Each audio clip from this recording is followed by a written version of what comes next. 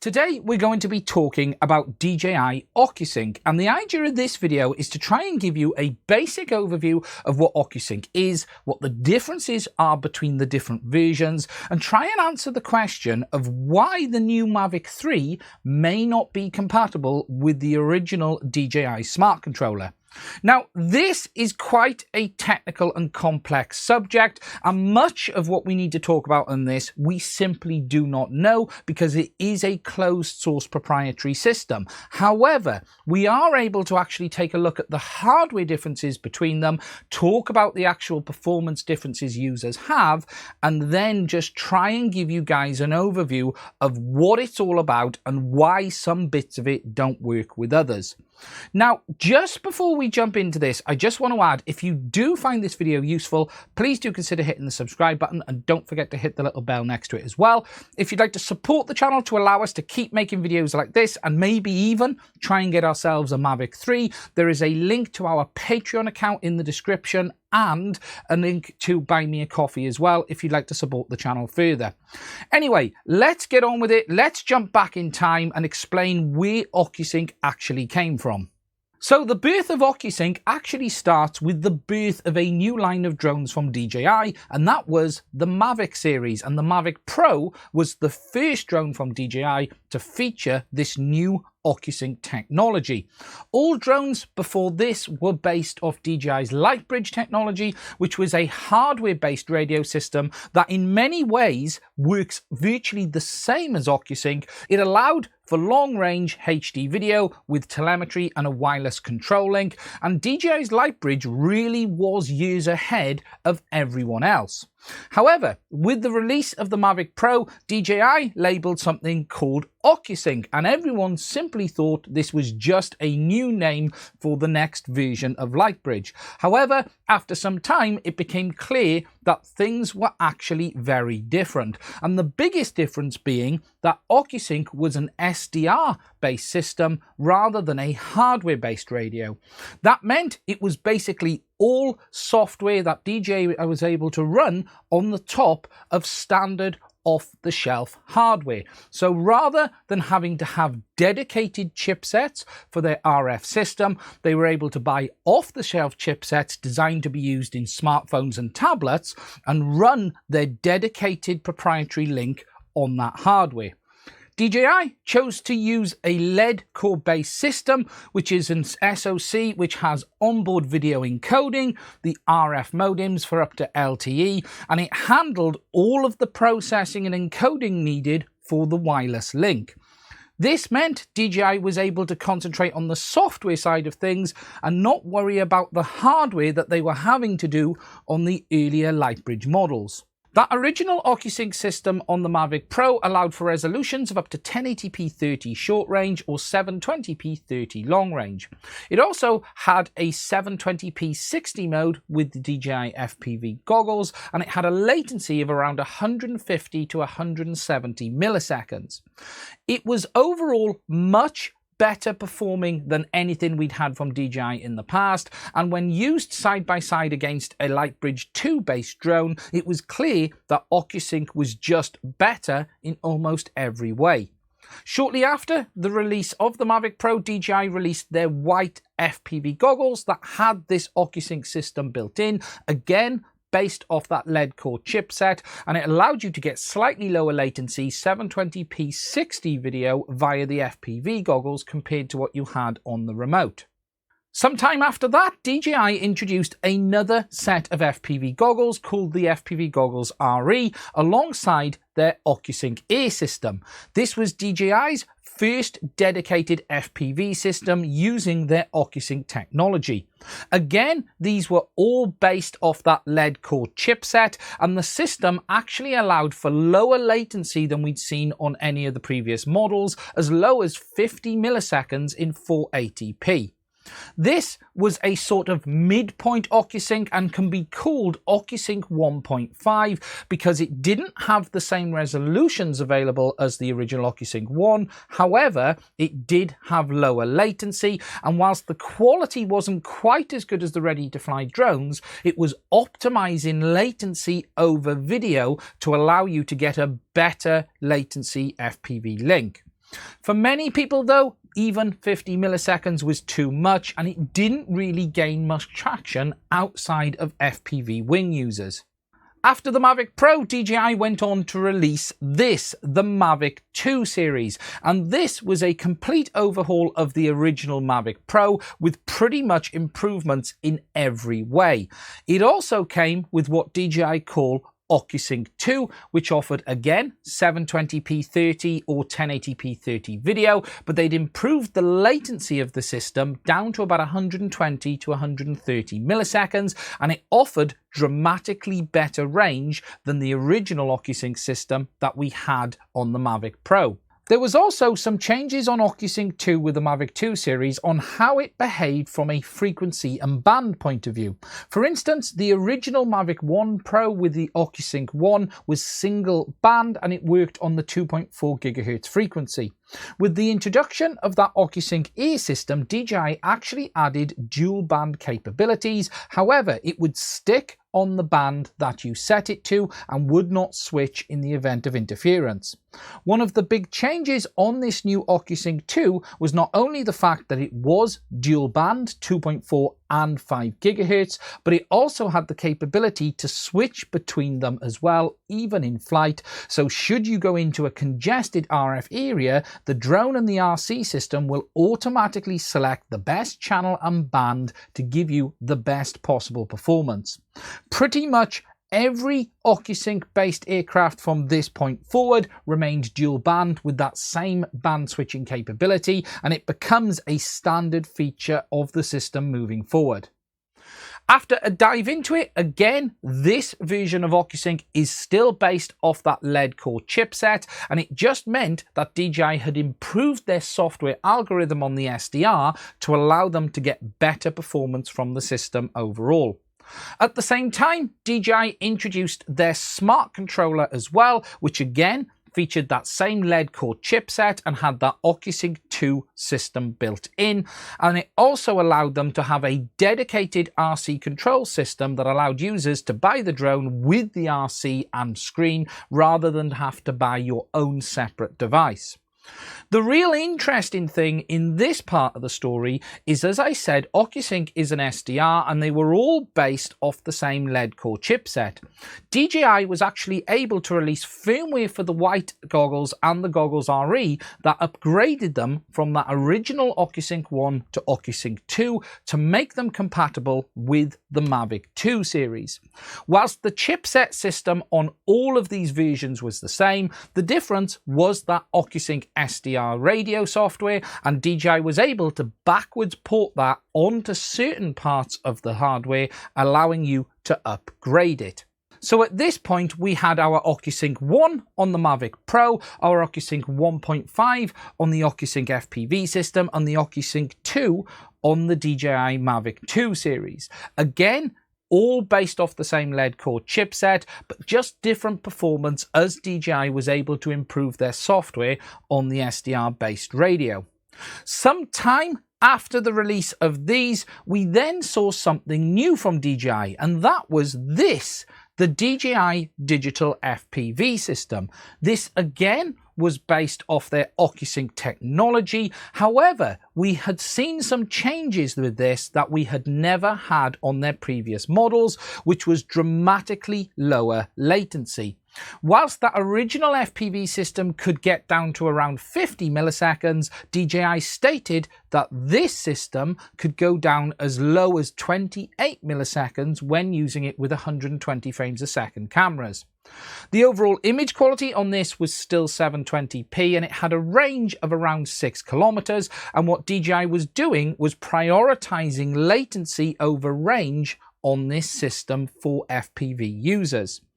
Initially, we all thought it was going to be just a new flavor of that original Ocusync system. However, after some analysis, it turns out there was a very big change internally on the FPV system that we had not seen in the other versions of Ocusync. The lead core chipset that DJI was using to actually power it was gone, and they were using a custom silicon SoC or ASIC labeled the P1. This chipset does pretty much all of the encoding, decoding, RF side of things, and everything you need for the link outside of the multiplexer and PA on board the chip itself, and it allowed DJI to really push the Ocusync system to the next level.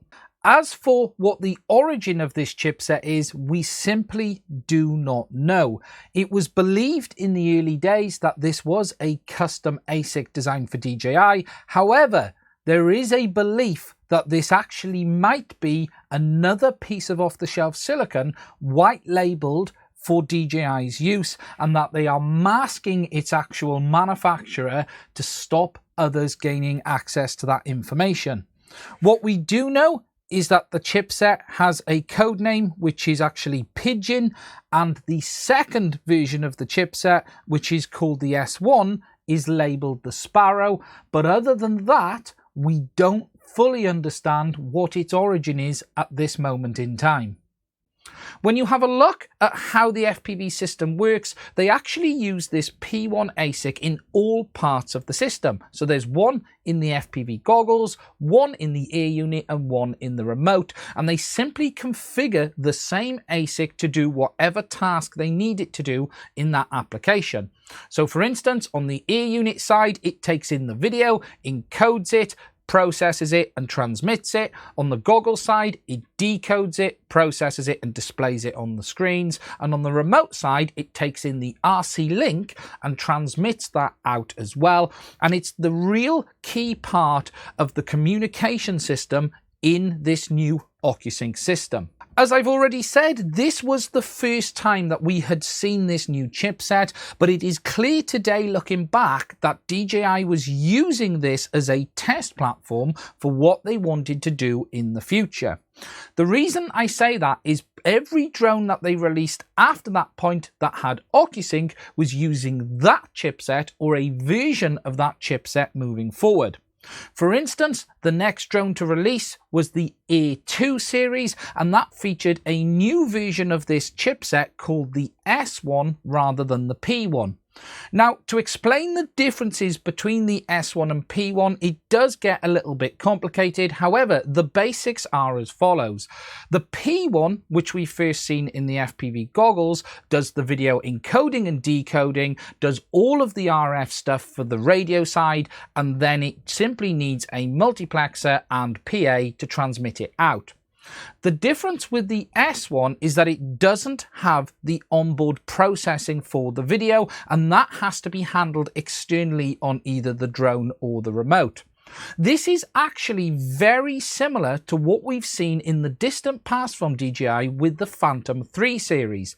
For those who remember, we originally had a Phantom 3 Advanced and a Phantom 3 Pro, and the difference to the end user on these was one allowed up to recording of 1080p at launch, and the other one could record in 4K.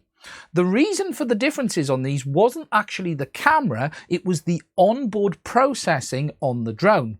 On the Phantom 3 Advanced, the main SoC, which was the Umbrella A9, was actually doing the encoding for the SD card recording and the live feed, so it was sharing its resources between the two tasks, and as such, it was limiting what the recording output could be. Whereas on the Phantom 3 Pro, DJI had added a dedicated encoder by Texas Instruments that allowed it to leave the main SoC for the SD card recording, allowing it to push 4K to the card.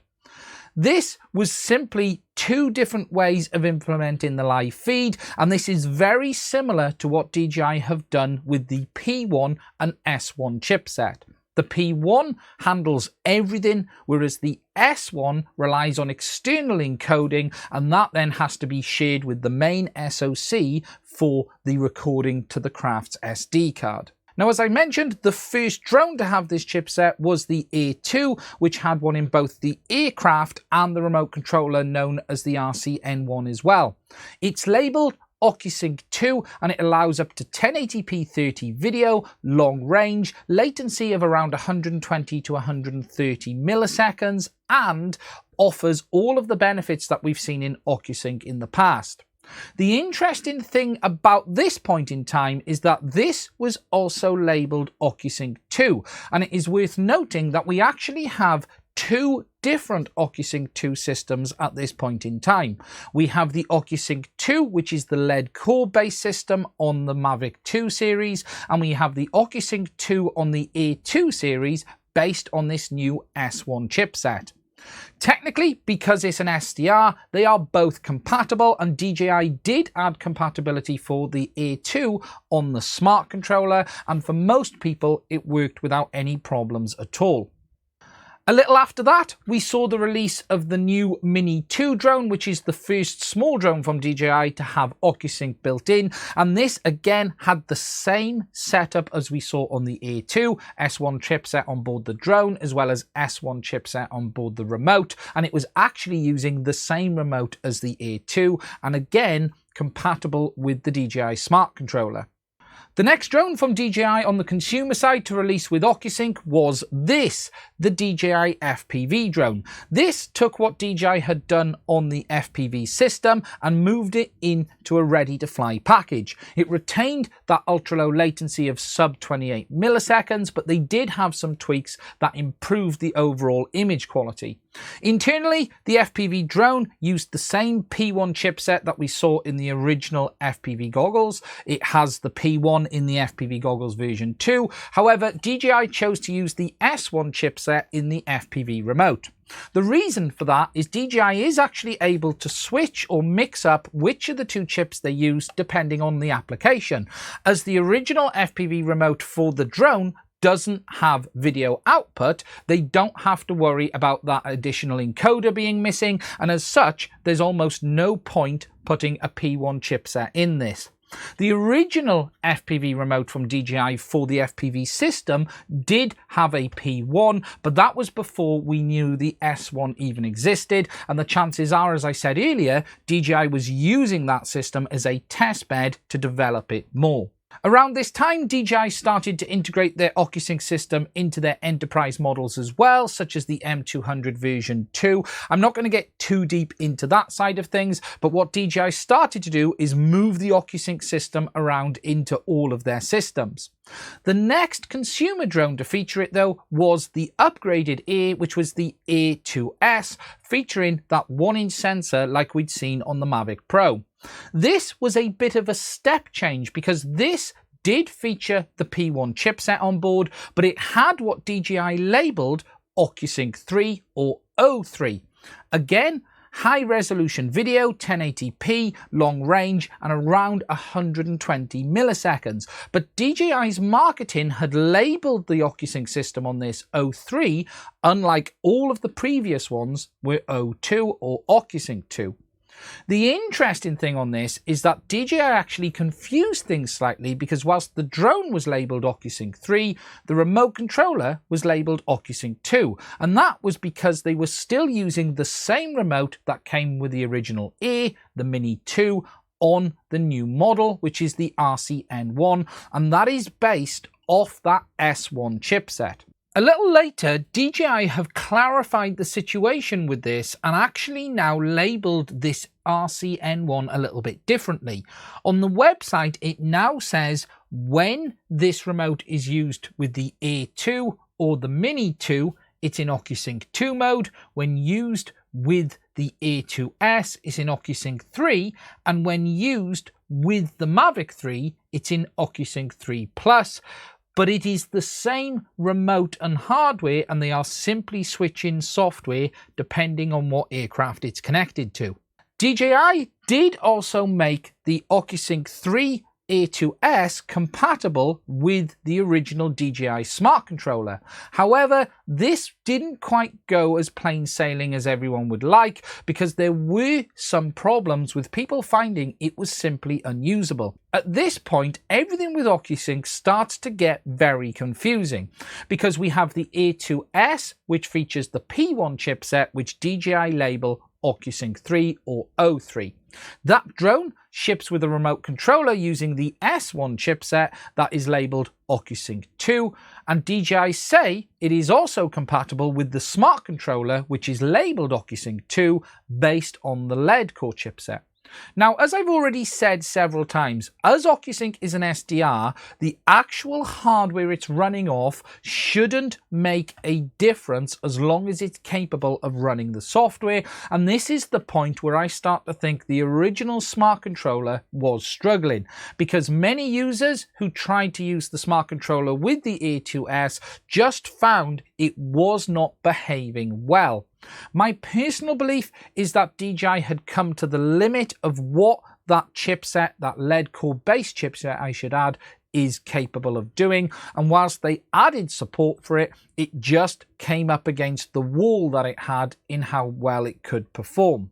This now brings us all up to today and the new Mavic 3 series, because this features a new Ocusync 3 Plus or O3 Plus technology, as DJI call it.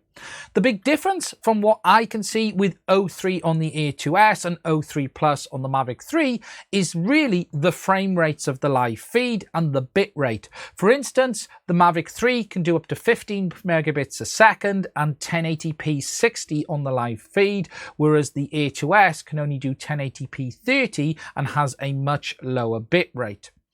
The interesting thing in this, though, is that we know the new Mavic 3 again is using that P1 chipset like the A2S or the FPV system. However, they are shipping it as standard with the normal RCN1 remote, which again is using the S1 chipset. DJI have also released the new RC Pro controller, which does fully support this O3 Plus system. My belief is, while we know the new Mavic 3 drone uses the P1, the chances are the new RC Pro uses the P1 as well. It's just not been confirmed at this moment in time, and DJI are able to leverage that more powerful SoC with the built-in video encoding for that higher bandwidth system. We do know that the Smart Controller Enterprise Edition from DJI, which ships with the M300 series, is also based off that P1 chipset as well, and the chances are DJI have pretty much just moved that and relabeled that as being the RC Pro. Now, the question many people will have is, why then does the Mavic 3 not work with the original smart controller when the A2S does? My opinion on this is simply as follows. The original smart controller, as I've said, is that Ocusync 2 based off that lead core chipset. We know when DJI tried to use that on that increased bandwidth Ocusync 3 on the A2S, it didn't work properly, and DJI have likely simply decided that the O3 Plus that they've introduced with, again, the higher resolutions and bit rates is just too much for that original smart controller to handle. So what we actually end up with in all of this is two variants of Ocusync 2. You have the original lead core based Ocusync 2 on the Mavic 2 series, including the smart controller, and you have the Ocusync 2 based on the S1 chipset on the A2, the A2S and Mini 2.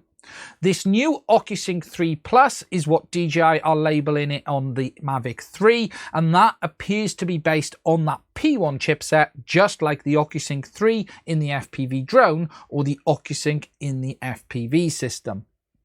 This is all a very complicated subject, and the reality is what we have is DJI transitioning from a hardware-based radio system in Lightbridge into an SDR on the original Mavic based on an off-the-shelf chipset, and then moving that into a custom ASIC that has allowed them to push the system forward more.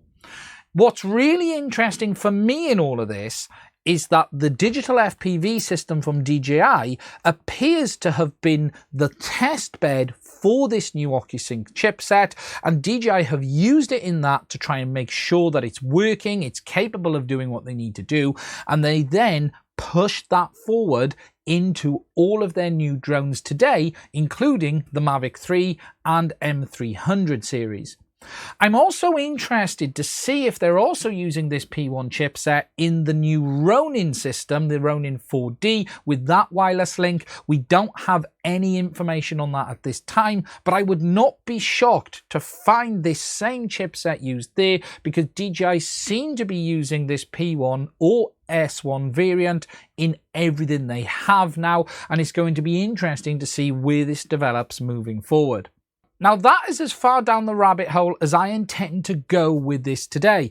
This has been a difficult subject for me to film simply because of the rabbit holes it goes down. However, I would love to hear your feedback on this, and I hope the explanation that I've given you sheds a bit more light on the birth of Ocusync, where it started, where it's ended up today, and again, why we have similar named systems that may not be compatible with each other.